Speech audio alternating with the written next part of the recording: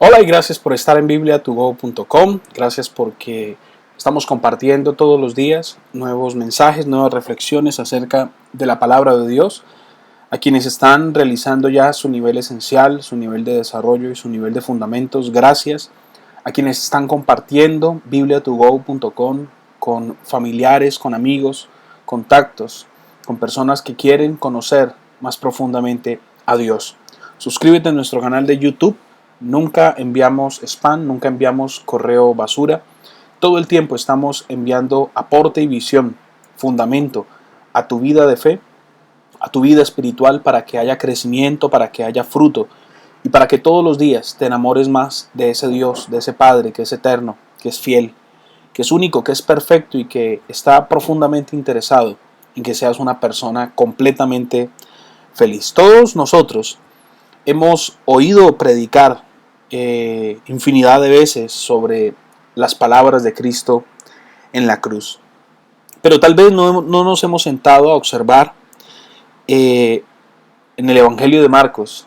Se hace referencia a un acto de Jesús, las miradas de Jesús. Quiero que hablemos de 7 miradas particulares que Jesús tuvo con personas en circunstancias, en momentos y en tiempos determinados.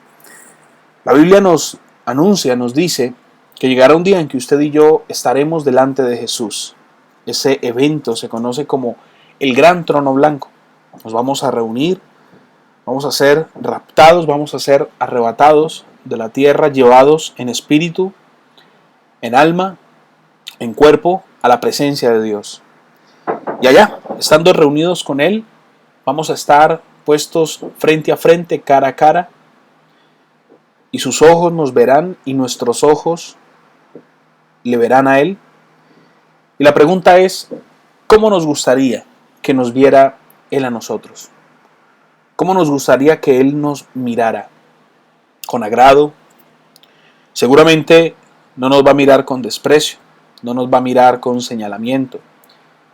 Nos va a mirar como cuando dos personas dejan de verse mucho tiempo y se reúnen una vez más. Como esa mirada de amor, de cariño, de afecto fraterno.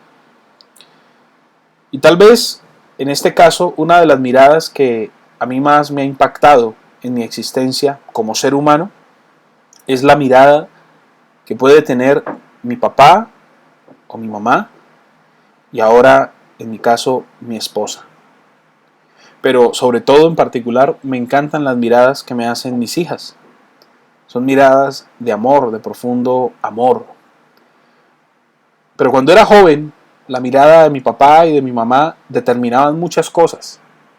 Casi que la sola mirada de mi papá o de mi mamá podía cambiar mi actitud, podía cambiar mi comportamiento. Tal vez no en medio de las muchas palabras, sino en una mirada sencilla. Casi que los ojos hablan y ya creo yo que mi mente y mi corazón entendía. Entonces, ¿puede la mirada expresar tan diversas cosas? Todas las actitudes del ser humano interior se reflejan a través de la mirada, a través de los ojos. Podemos expresar diversos sentimientos, actitudes. Y justamente cuando miramos a Cristo y dejamos que Él nos mire a nosotros, entonces, pues, nos mira con esa mirada profunda de la que seguramente ningún ser humano pueda escapar. Porque la mirada de Cristo revela la verdad y la realidad de nuestra vida y de nuestro corazón. Él nos mira con una mirada más profunda que la que pueda usar nuestra esposa, nuestra pareja, nuestros padres. Porque Él ve el interior. Él va hasta lo profundo del corazón. Por eso podemos creer que los mismos sentimientos de Jesús que se revelan en las miradas que vamos a estudiar en cada uno de los pasajes aplican para hoy. Hoy Cristo también nos mira de esta manera. Y vamos a mirar qué revelan nuestros ojos al ver, pero sobre todo vamos a mirar ¿Qué revelaron los ojos de Jesús al ver la realidad de hombres, de mujeres, de pueblos, de naciones enteras? Y en Cristo entonces encontramos 7 miradas y vamos a estudiarlas a la luz del Evangelio de Marcos. Comencemos. Marcos capítulo 3, verso 5 nos narra: entonces mirándolos alrededor con enojo, entristecido por la dureza de sus corazones, dijo al hombre: extiende tu mano. Y él la extendió, y la mano le fue restaurada, sana. Fijémonos que la mirada de Jesús es de un enojo singular. Había un hombre con la mano seca, lo habían traído hasta él, pero recordemos que habían hombres alrededor de Jesús que estaban buscando una ocasión para acusarle. Entonces, frente a esta realidad, estos hombres que pensaban, cuando vea a un enfermo y lo cure, vamos a llegar y vamos a acusarlo. Tal vez eso era lo que ellos pensaban. ¿Por qué? Porque finalmente terminarían diciendo que lo que Jesús hacía, lo hacía por causa del demonio. De ahí entonces que Jesús responda al desafío de estos cuestionamientos inquisitivos que estorbaban, esas miradas acusadoras. Pero Él responde con una mirada noble, grande, llena de majestad, que revela sin lugar a dudas 2 sentimientos que son totalmente opuestos. Primero, enojo, pero segundo, compasión. Enojo por el hecho y el modo de ser de sus enemigos, pero compasión, lástima de que sus enemigos fueran así. ¿Cuántas veces nosotros nos quedamos viendo a nuestros hijos así? Nos enojamos, pero también somos compasivos. Enojo y condolencia a la vez. Y esa condolencia se da justamente por la ceguera de los corazones. Mucho peor que la ceguera física. ¿Cuántos hoy padecen de la ceguera espiritual? Fíjese que si un hombre se tapara los ojos durante meses, años tal vez, acabaría por ser ciego. ¿Por qué? Porque su vista se atrofia. Entonces, si un corazón no quiere ver a Dios, acabará entonces por no verlo. Por esto es que la mirada del Señor a los pecadores tiene ese doble sentir. Y esto justamente nos explica la actitud de Dios en cuanto al pecado. Dios odia y se complace, ¿cierto? A la vez. ¿Por qué? Porque Él rechaza y reprocha el pecado, pero se complace cuando el pecador acepta su pecado y se acerca a Él. Luego, Él rechaza y repudia el pecado, pero ama profundamente al pecador. Entonces usted y yo estamos hoy llamados a que ante la mirada de enojo de Jesús comprendamos que Él se enoja por nuestra condición y Él se compadece por nuestra condición. Muchos podemos estar pensando que Dios está enojado con nosotros. Podemos estar pensando que Dios ha decidido no escucharnos, no atendernos, pero la verdad es que esta mirada de enojo singular lo único que está buscando es entrar a lo profundo de nuestro ser y transformar la realidad de nuestra vida. Usted y yo fuimos llamados por Cristo, por Dios, para ser sanados, como lo experimentó este hombre de Marcos capítulo 3, verso 5. Pero si observamos bien, dice: entonces mirándolos alrededor con enojo, dice, entristecido por la dureza de sus corazones. Este enojo no se da por la situación, sino por el estado del corazón. Luego vemos una segunda mirada, una mirada de amor singular. Marcos 10:21 nos narra: entonces Jesús mirándole le amó y le dijo: una cosa te falta, anda, vende todo lo que tienes y dalo a los pobres, y tendrás tesoro en el cielo, y ven, sígueme, tomando tu cruz.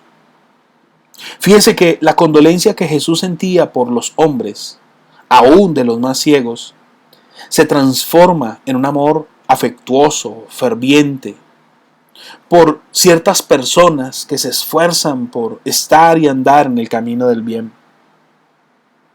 El enojo justo por el pecado queda limitado a su mínima expresión cuando la persona se esfuerza en apartarse del pecado. Aún a pesar de estar en la condición de pecado, de la caída, pero que está buscando y anhelando hacer y practicar el bien. Este es el caso del joven rico. Pero también vemos en Hechos 10:4 el caso de Cornelio. Eran hombres que buscaban apartarse del mal, tener una vida recta, tener una vida digna.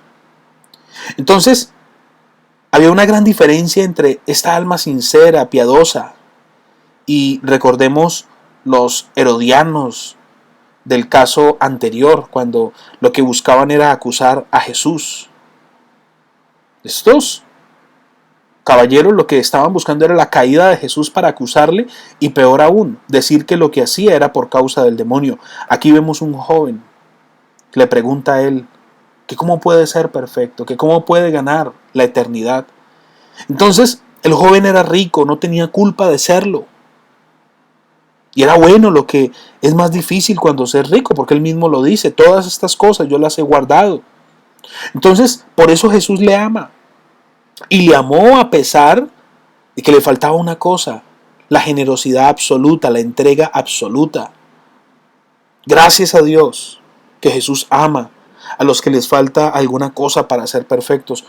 Pobre de nosotros, pobre de mí sería si no fuera así. Entonces, ¿puede Jesús amarte porque con toda sinceridad buscas cumplir el bien y su voluntad? Sí. Y este es justamente el motivo que a usted y a mí nos permitió llegar a los pies de Cristo. Él no nos escogió por ser los mejores, los más capaces. No, Él nos escogió porque éramos los que más necesitábamos. Quizás Dios mismo nos trajo hasta aquí y nos ha dado el privilegio de escuchar el Evangelio, la palabra de Dios, por gracia, por misericordia, y nos ha dado a conocer la revelación de su amor, porque nos ama, porque el amor es más fuerte que el pecado, porque el amor es más fuerte que la muerte.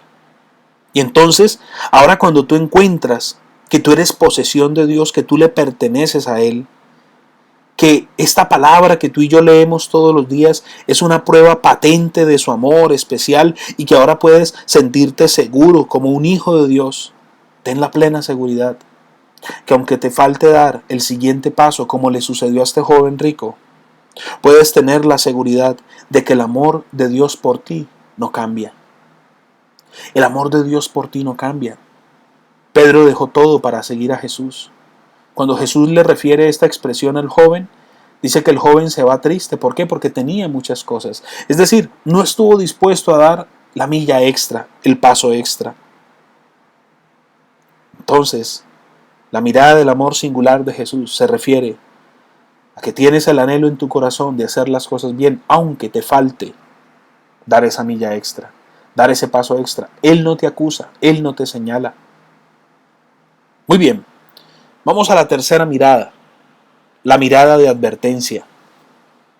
Fíjate que cuando el joven se marcha, leemos que Jesús miró otra vez a la gente, pero con una mirada totalmente diferente, una mirada inquisidora, como buscando lo que pensaban, aunque él sabía que era lo que pensaban estos hombres que estaban alrededor, tratando justamente de hacerles sentir con su mirada que él conocía los pensamientos de sus corazones. ¿Cuáles eran esos pensamientos?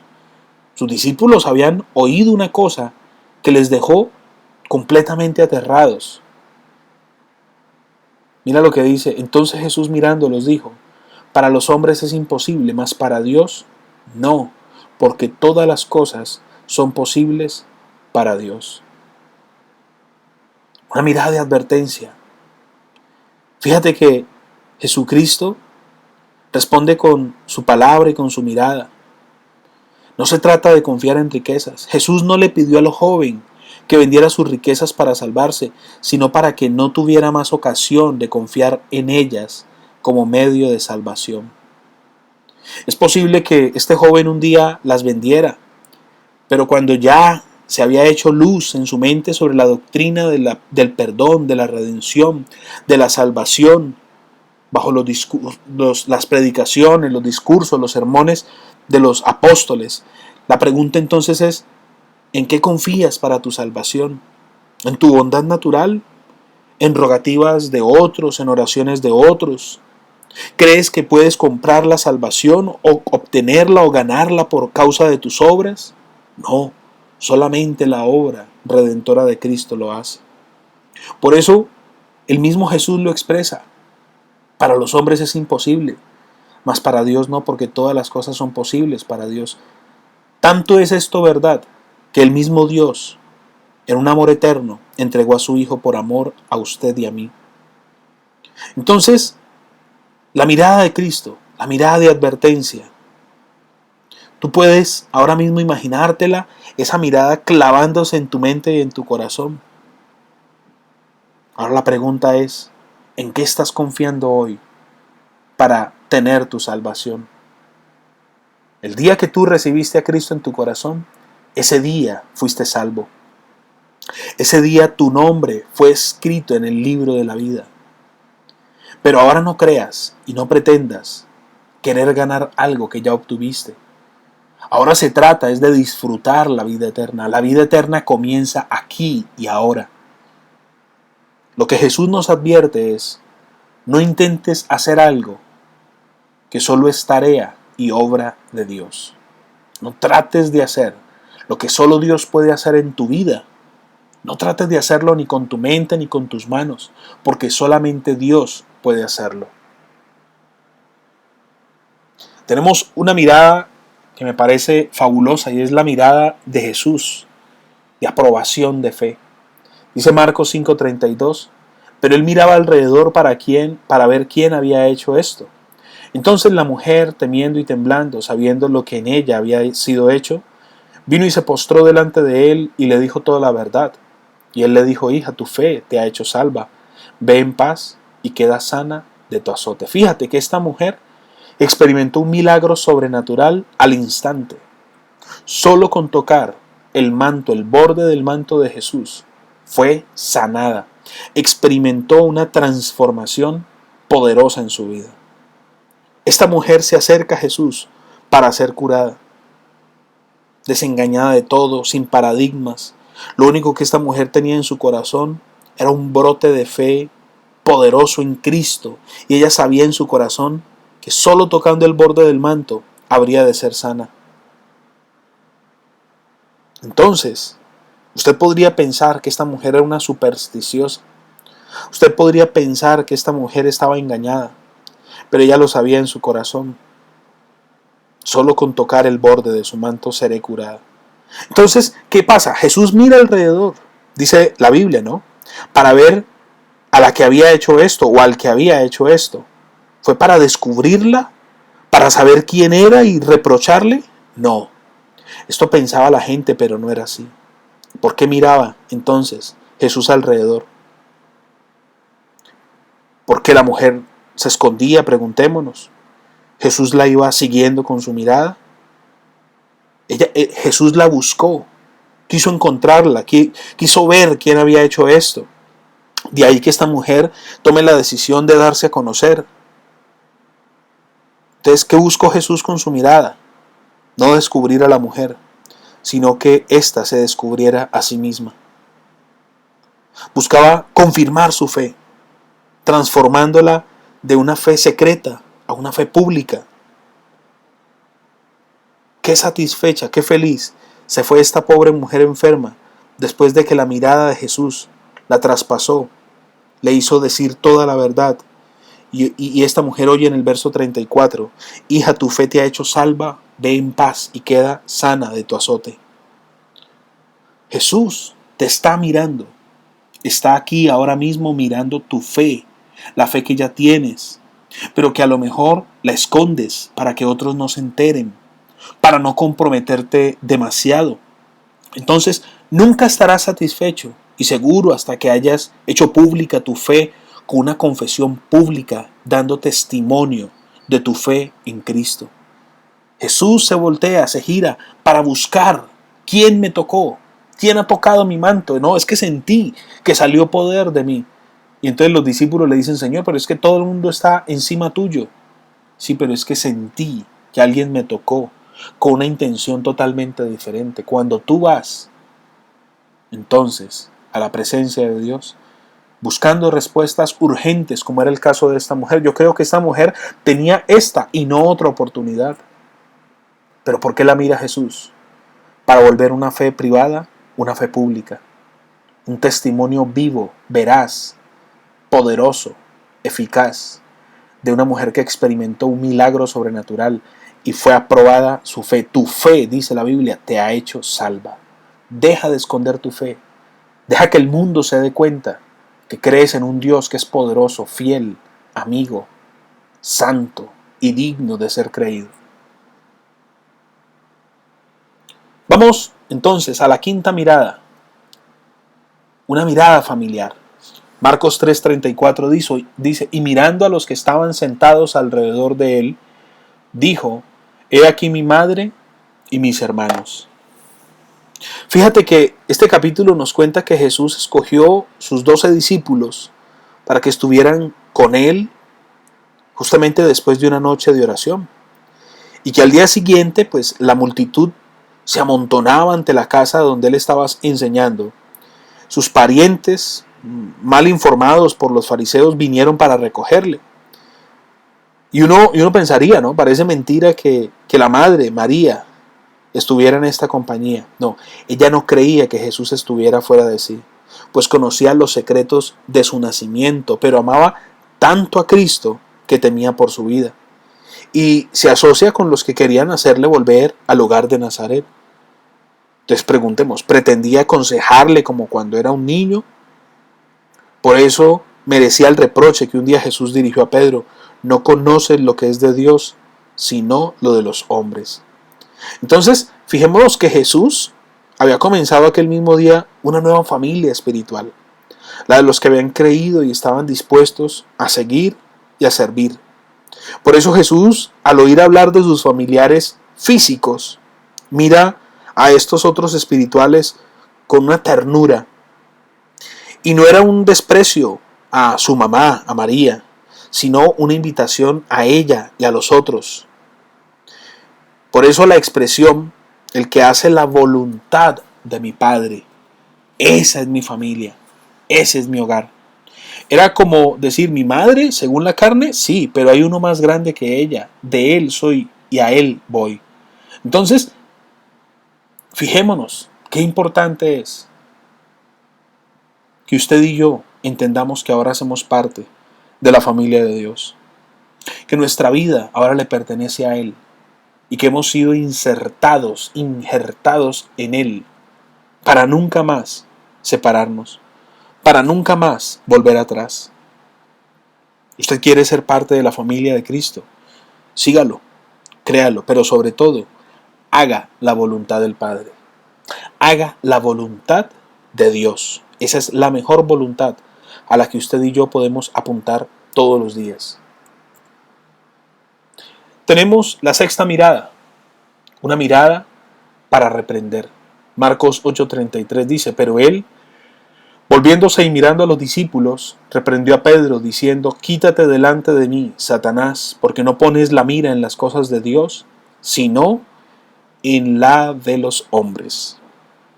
Note que esta mirada no fue dirigida a un enemigo, ni a un discípulo vacilante o de momento o temporal, sino que esta mirada fue dirigida a uno de sus discípulos, que él mismo como maestro había escogido y había elogiado, ¿cierto? Con el apodo de hermanos.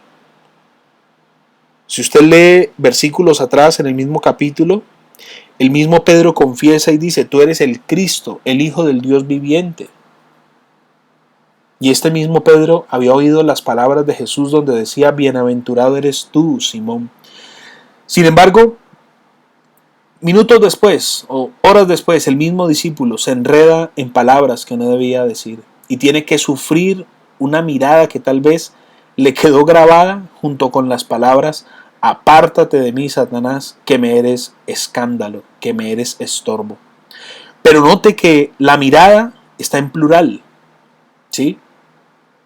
Aunque es Pedro el que se había entrometido en hablar, el error era de todos, pues todos pensaban lo mismo. Y Pedro es reprendido, ¿cierto? Y si vemos nosotros, la palabra está casi que dirigida a Pedro, pero todos, sin lugar a dudas por causa de esta mirada, también experimentaban la reprensión. Entonces, ¿cuántas veces necesitamos también nosotros una mirada que venga y nos reprenda y nos recuerde que somos creyentes y que fuimos llamados para que nuestra vida sea transformada radicalmente? Al final, usted y yo delante de Dios lo único que podemos decir es: Señor, tú sabes todas las cosas. Pero aunque lo confesemos y lo digamos, se levantan dudas. La misma palabra de Dios en ocasiones nos descubre dudas que tenemos en el corazón, dudas acerca de Dios. Entonces, para Pedro la redención era un misterio tan extraño como para nosotros lo son los más profundos misterios de la teología, hasta que todo se hace claro. Entonces comprendió por qué Jesús tenía que ir a la muerte. Y él pudo entonces luego escribir, cuando usted lea las epístolas de Pedro, ya él ahí entiende por qué Jesús estaba hablando acerca de su muerte. Y él se mete a defender a Jesús y dice: no, es que yo iré contigo hasta la muerte. Y Jesús le dice: mira, el único que sabe todas las cosas es Dios. Me eres estorbo. Sí, usted y yo fuimos llamados aún para entender la reprensión, la disciplina que Él tiene que impartir a nuestra vida cuando usted y yo somos movidos por las emociones. La séptima mirada de Jesús la encontramos en Marcos capítulo 11:11. Una mirada, ahí me he equivocado, esta mirada es de juicio. Y entró Jesús en Jerusalén y en el templo, y habiendo mirado alrededor todas las cosas, como ya anochecía, se fue a Betania con los 12. Esta mirada es la mirada de juicio. Fíjese que el Evangelio de Marcos parece diferir de los demás al declararnos que el incidente de arrojar a los mercaderes del templo tuvo lugar el día siguiente a la entrada triunfal. Los otros no dicen que fuera el mismo día, solo explican que ocurrió. Pedro fue mucho más observador y Marcos nos hace notar que el día de la entrada triunfal Jesús hizo una minuciosa y paciente inspección del templo. ¿Y qué ocurrió el día después de aquella inspección? Volvió, ¿cierto?, trayendo un azote de cuerdas y limpió la casa del Señor. Como limpió el templo, tiene que limpiar asimismo un día el mundo.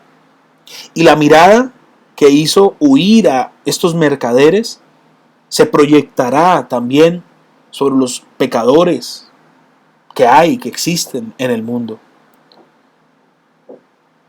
Usted y yo, hijos de Dios, un día estuvimos frente a esta mirada. Cuando Cristo llegó a nuestra vida, usted y yo no estábamos orando, usted y yo estábamos pecando. Por eso la necesidad de que Él nos mire. Y si Él algo tiene que ver en nosotros y cambiarlo, y transformarlo y restaurarlo, déjelo que Él lo haga. Jesucristo transformó la historia del hombre, del mundo. Pero lo más importante es que Él hoy venga a su vida y transforme la historia de su vida. Usted y yo, hijos de Dios, estamos llamados a pasar por la mirada de Cristo y que esa mirada nos transforme, nos renueve y nos cambie. Dios les bendiga, suscríbete a nuestro canal de YouTube, síguenos en Facebook, en Twitter, visita nuestro sitio en internet bibliatogo.com. Si quieres suscribirte aquí, en este cajón, color amarillo inferior derecho, o si quieres comenzar tu nivel esencial de formación aquí, al lado de la flecha roja, visita nuestro sitio bibliatogo.com, haz tu registro, es gratuito. Muchas bendiciones, los espero en un próximo video y espero que hayan dejado un mensaje claro en su vida estas palabras. Dios les bendiga.